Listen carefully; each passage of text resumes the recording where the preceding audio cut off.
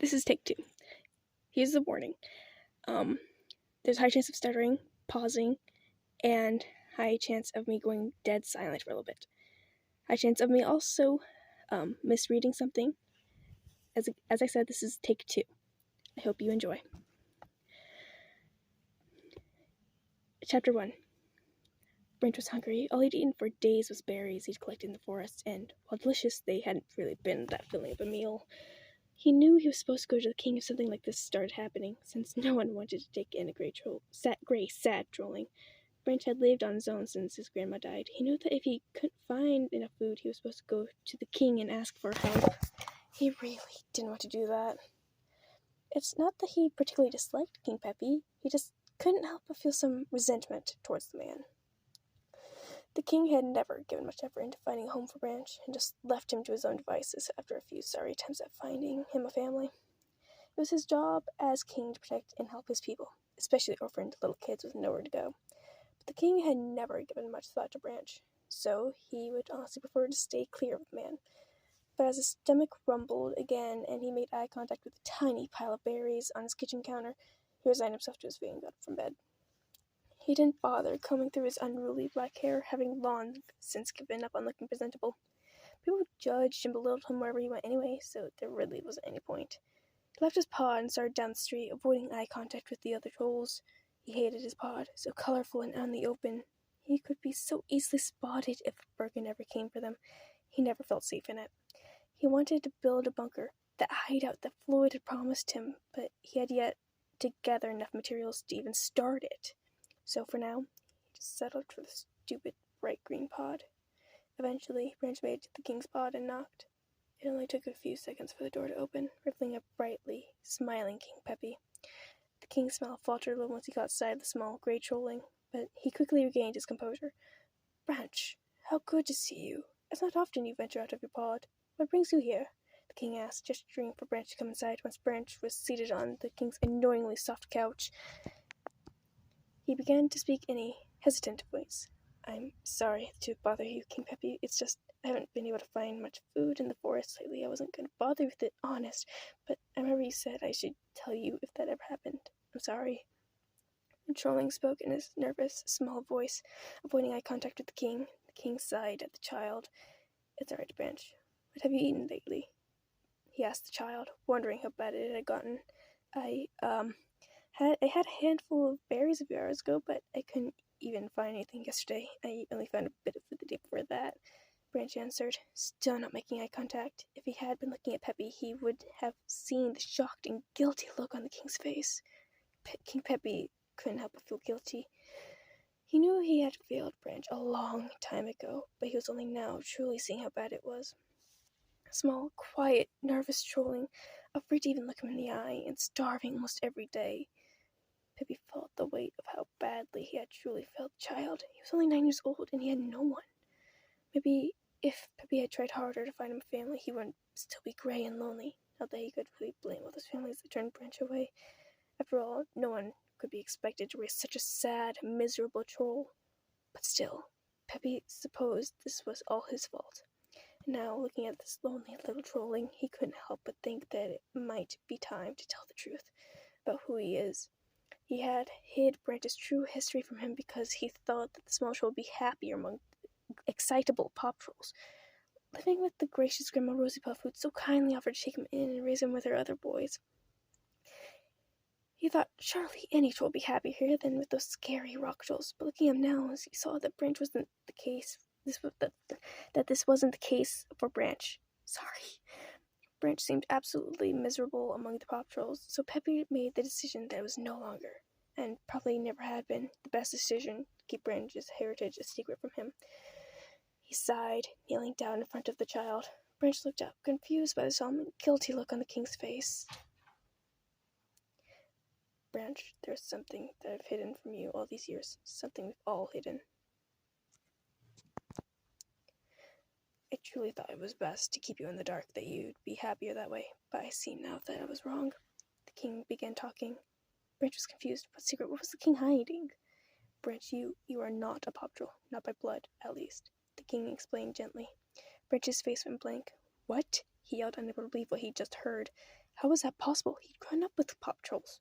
His grandma and brothers were paw patrols. So why wasn't he one? I know this must be a shock to you, but it's the truth. 9 years ago, I was exploring the river, and when I came across an egg floating in it, I hurried to fish it out, only to see that it was dark blue and gray and had the markings of a rock troll egg. He explained. A rock troll, that's what I am? Branch asked, to which Peppy nodded. I'd had experiences with rock trolls in the past, and none of them were good. Rock trolls, in my experience, have always been loud, violent, scary creatures. Thought at that moment that if I could save a baby from the fate of growing up with such beings, I would be doing a good thing. I truly believed that you would be happier here than there, and never made an effort to return you to your home. King Peppy explained. Wait, but then what about my grandma and my brothers? Branch was confused, his mind in a mess with the new information. Rosie Puff, the kind woman she was, offered to take you in and raise you as her own after I explained the situation to her. She already had your brothers to take care of, but they all welcomed you with open arms, the king said solemnly. Branch was a mess. He couldn't believe it. His grandma wasn't his grandma, and his brothers weren't his brothers. His whole life was a lie.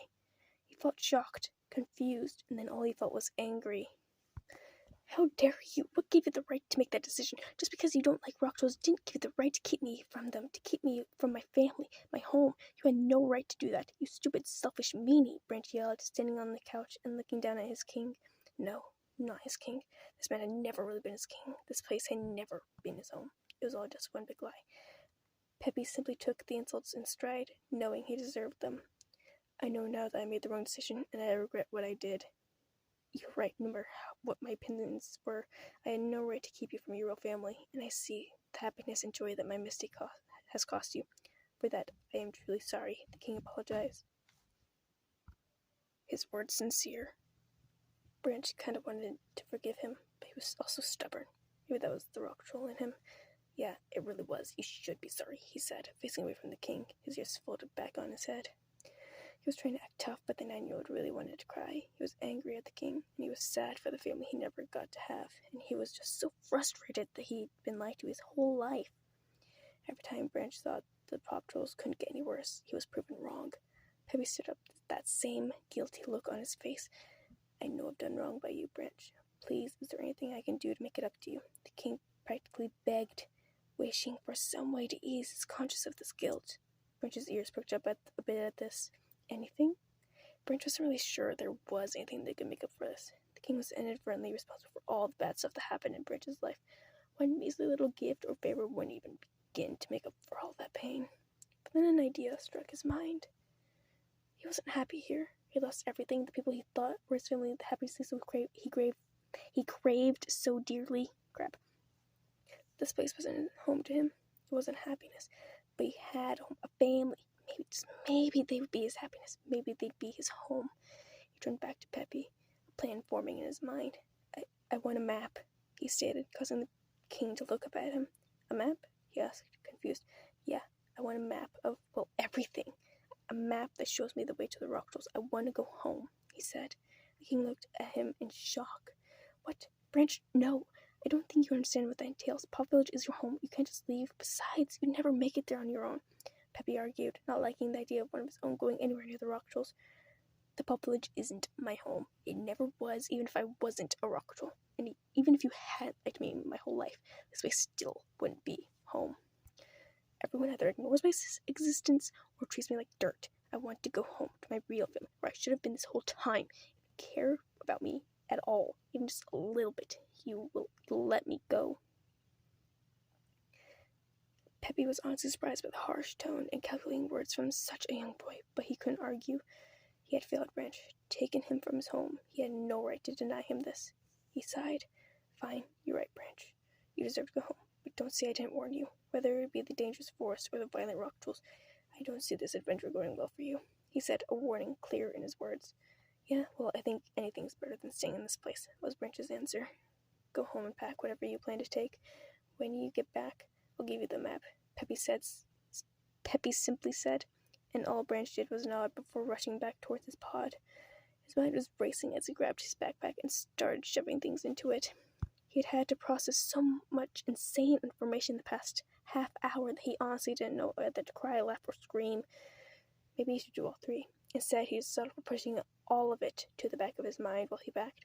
He only packed the essentials: a few pairs of clothes, his winter jacket, an old stuffed hedgehog that he'd had since he was a baby, the pile of berries he'd picked earlier, his blanket, and his trusty survival kit. Once everything was in his bag, he was ready to go. He did one last sweep around the room to make sure he hadn't forgotten anything. He was satisfied before he caught sight of a picture sitting on his desk. It was an old picture from when he was 3, of him and his family. Well, this was who he thought were his family. Turns out they were really just strangers who thought he'd make a cute pet. He thought bitterly, a scowl on his face. But then the skull fell, and he walked over to pick up the photo. His grandma was in the middle of his 3 brothers, a calm smile on her face. John Dory and Clay were on the left, striking funny poses and laughing. Bruce and Floyd were on the right, smiling nicely at the camera, pure joy on their faces. In the middle of it all, being held up by his grandma, was a baby Branch. The biggest smile on his tiny face, the photo just radiated happiness and love. Branch felt all his resentment melt away. I may not have been his blood, but they were his family, at least they used to be. Tears welled up in his eyes as he thought of his grandma's last moments and the night his brothers left him. Honestly, he wanted to believe that they'd keep their promise and come back one day, but it had been 6 years without so much as a letter, and Branch had lost hope. He wiped his eyes, shoved the photo into his bag, and ran out the door. He ran through the village, ignoring the confused starers, and barged into King Pepe's house. The king jumped in fright, placing a hand on his chest. "Goodness, Branch, you startled me," he said. "Sorry, do you have it?" Branch asked, not actually feeling sorry for the old liar. Pepe frowned, but nodded. "It's a bit old, but everything should be where it says," he said as he handed Branch a rolled-up piece of paper. Branch opened it up and it showed a drawing of different places right in the middle of West Pop Village, and as he scanned the page, he found a volcano a good ways east labeled Volcano Rock City. Branch smiled, though the idea of living on an active volcano made him feel a bit anxious. He wasn't going to let that stop him from finding his family. He closed the map and shoved it safely in his vest. "Thanks, King Pepe, for telling the truth, though it was a bit too late. Goodbye," he said and ran out the door. King Pepe only nodded. Branch was ready, but he still had one more thing to do before he left, one thing that was making him a bit hesitant to leave. He made his way through the village, his legs beginning to feel a bit tired from all the running around, and eventually made his way to a familiar pod, Cooper's pod. Cooper's adoptive parents weren't usually home, so Branch spent a lot of days hanging around with Cooper at his pod. Cooper was a year younger, but he and Branch had been best friends their whole lives. He was the only one who understood that Branch didn't like sudden physical touch, or random singing, or loud noises. He was the nicest person Branch had ever met, and he always knew how to make Branch laugh. He didn't want to leave Cooper, but he couldn't stand being in the village anymore. He just hoped that Cooper understands that. He entered the pod. "Cooper!" he shouted, and the troll immediately popped out from the kitchen, a smile on his face. "Branch, hey, I didn't know you were coming by today." He walked over to Branch and waved at him. Branch waved back. "Hey, Cooper, sorry, I needed to talk to you," he said, already feeling guilty. Cooper noticed the bag on his back. "That's alright, but what's with the bag? Oh, are you going camping? Can I come too?" Cooper said, excitement in his voice. Branch wanted to cry. "No, Cooper, I'm not going camping," he said, and only then did Cooper notice his sadness. "Branch, what's wrong?" he asked, concern evident in his voice. "Cooper, I'm sorry, but I'm leaving Pop Village for good," he said, and Cooper froze. "What?" he said, hurt in his voice. "I'm so sorry, I just can't do it anymore. This whole village, everyone other than you, they're all so mean all the time. And I hate my pod, and I never feel safe, and as much as I'm going to miss you, I just can't stay here," Branch replied. Rapid Fire explained, his eyes burning. He really didn't want to leave his best friend, his only friend, but he needed to find his family. "And even more than that, I found my family, my real family. It turns out I'm actually a rock troll, and King Pepe found my egg fling in a river and said keep me. And I have an actual family in Rock City, a home. And I have to go back to them. I have to get away from here," he said, and a few tears slipped down his face. Before he could explain anymore, Cooper enveloped him and hugged. "It's okay, Branch. I don't want you to go, but if you're really that unhappy here, and if you really do have a family somewhere else, then I won't stop you. You're my best friend, and I'll miss you so much. So much. But I want you to be happy," he said, smiling at Branch. Branch put him back into the hug. "Just promise me one thing. Promise that we'll see each other again someday," he said, and Branch smiled. "I promise, Cooper," and a few more teary hugs, and Branch was finally ready to one last look at the map before heading out into the forest. He was going home.